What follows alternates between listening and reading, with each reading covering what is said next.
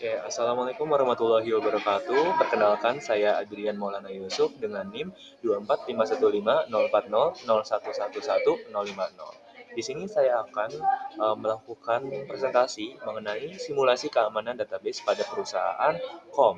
Ini perusahaan yang saya buat sendiri. Nah, jadi di sini saya akan mempresentasikan bagaimana kita tuh bisa melindungi aset data yang paling kritis dengan autentikasi, otorisasi, role based access control, dan fine grain access control. Di sini saya buat video ini untuk memenuhi tugas mata kuliah administrasi basis data kelas C. Nah, di sini kita akan bahas dulu dari latar belakangnya kenapa pelindungan data itu penting. Nah, setiap perusahaan termasuk kom kita itu menyimpan data yang sangat sensitif. Misalkan kayak data pribadi yang menyimpan tanggal lahir, alamat, data finansial yang menyimpan gaji karyawan, data operasional yang menyimpan struktur departemen, dan data-data sensitif lainnya gitu. Nah, tantangannya gimana kita ini bisa memastikan data ini aman namun tetap dapat diakses oleh orang yang tepat untuk bekerja.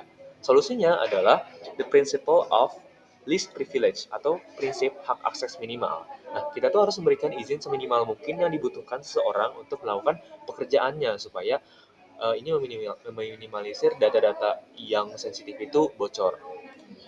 Nah, di sini maka dari itu saya akan mempresentasikan studi kasus mengenai perusahaan kom dan para aktornya. Nah, di sini saya ada 3 aktor dalam presentasi yang saya lakukan ini.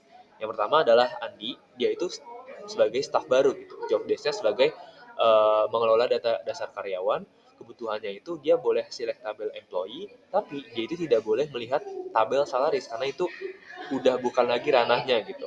Sedangkan Cindy merupakan manajer marketing yang baru. Dia itu bertugas mengelola departemen marketing yaitu D001. Nah, dia itu boleh select data karyawan dan gaji, tapi hanya untuk departemennya aja. Jadi dia bisa lihat data karyawan dan data gaji, tapi cuma di departemennya aja gitu. Sedangkan dia itu tidak boleh melihat gaji departemen lain atau data pribadi seperti tanggal lahir. Nah, lalu yang ketiga adalah kita sebagai admin database. Nah, tugas kita adalah mengimplementasikan semua aturan keamanan ini. Nah, yang pertama kita harus melakukan persiapan demo terlebih dahulu. Nah, sebelum demo itu kita sebagai admin perlu membuat user Andi dan Cindy di level sistem operasi atau OS gitu. Jadi di OS kita, OS PC kita itu kita harus menambahkan user si Andi atau Cindy itu terlebih dahulu gitu. Di sini ada apa ya? Ini kode ya. Jadi kita melakukan sudo user add Andi dan passwordnya gitu. Untuk Andi, passwordnya itu Andi123, sedangkan untuk Cindy, passwordnya Cindy123. Di sini misalkan saya ini menggunakan OS Linux yaitu CentOS. Nah, di sini yang pertama kita akan lihat dulu simulasi pada autentikasi. Jadi autentikasi ini merupakan proses memverifikasi identitas user seperti username ditambah password sebelum mereka itu diizinkan masuk ke dalam database kita. Nah, di sini dimisalkan Andi itu mencoba login ke sistem di hari pertamanya bekerja gitu. Nah, kalau misalkan dia menggunakan eh, password yang salah, maka dia akan gagal masuk ke dalam database tersebut. Di sini Andi berusaha untuk connect to database my sample gitu. Dia menggunakan passwordnya pas WD123 itu salah gitu. Nah, sedangkan kalau misalkan dia melakukan login dengan data yang benar menggunakan password Andi123, maka dia akan diberikan aksesnya untuk connect ke database. Nah, di sini Andi itu sudah berhasil masuk ke lobby database. Tapi apakah dia bisa bisa masuk ke ruang arsip atau dia bisa melakukan hal-hal lainnya gitu. Nah, hal ini tuh berhubungan erat dengan otorisasi. Yang mana otorisasi ini menentukan si user tersebut tuh bisa melakukan apa aja sih di database kita. Nah, di sini otorisasi itu setelah identifikasi itu terverifikasi, kita itu memberikan kunci kayak izin atau privilege hanya untuk ruangan yang boleh dia masuki gitu istilahnya. Kalau misalkan kita database ini sebagai gudang yang memiliki banyak ruangan gitu.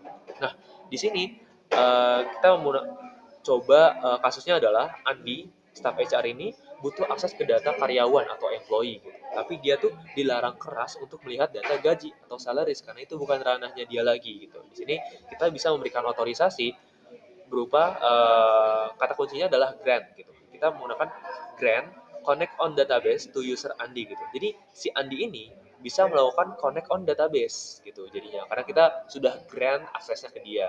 Nah, sekarang kita juga berikan Andi izin hanya untuk dia tuh bisa melakukan select pada tabel employee. Jadi kita menggunakan kode sebagai grant select on table com.employees to user Andi gitu. Jadi kita berikan dulu aksesnya. Setelah itu kita uh, melakukan uji cobanya gitu. Di sini Andi dia login sebagai Andi juga sebagai usernya. Nah, itu dia mencoba untuk bekerja gitu di hari pertamanya misalkan. Nah, dia melakukan job desk-nya gitu, yaitu yang diizinkan, yang mana dia itu melakukan select pada tabel employee. Di sini dia menggunakan select untuk kolom employee number, first name sama last name-nya dari tabel employee gitu. Nah, hasilnya adalah sukses. Dia bisa melihat data karyawan karena itu adalah akses yang sudah kita berikan ke dia gitu.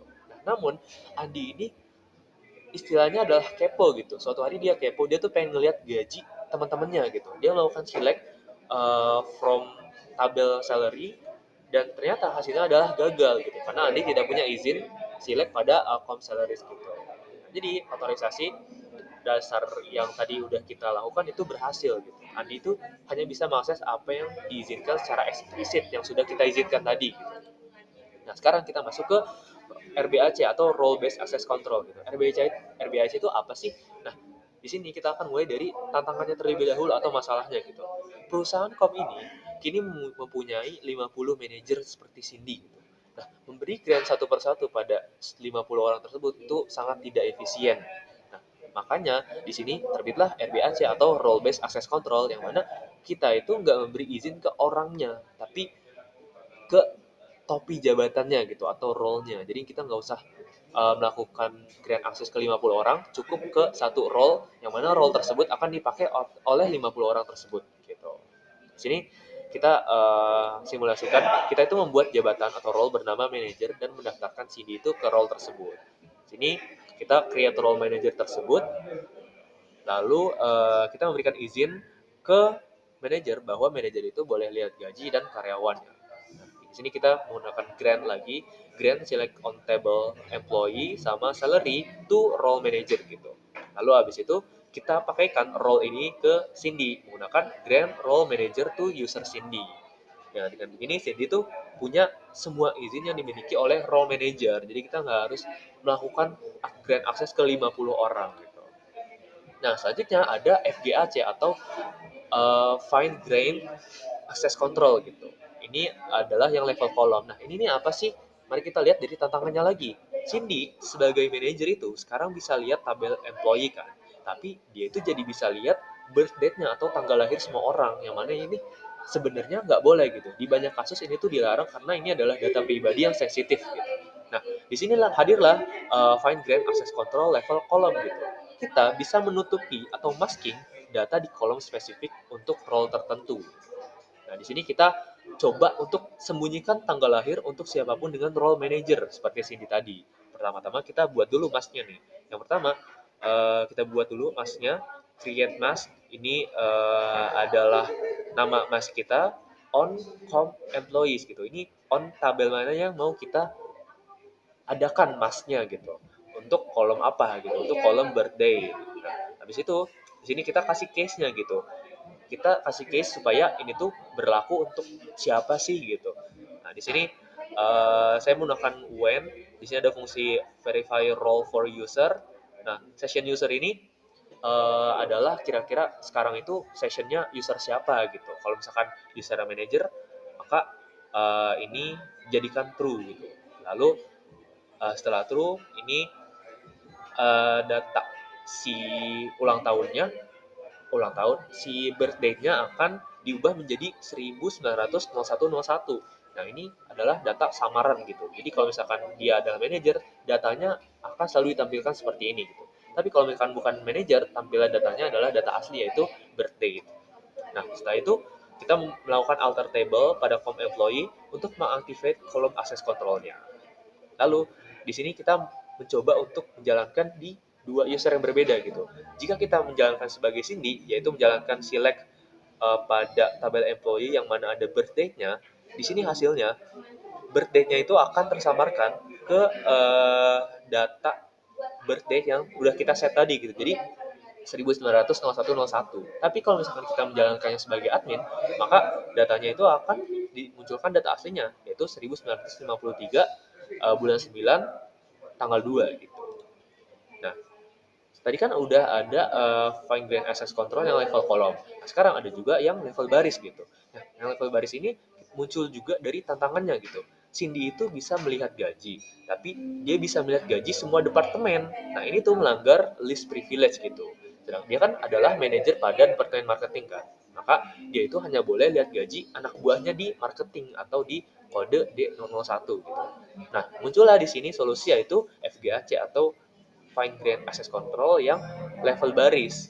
Nah, yang mana itu database secara otomatis memfilter baris mana yang boleh dilihat oleh user gitu.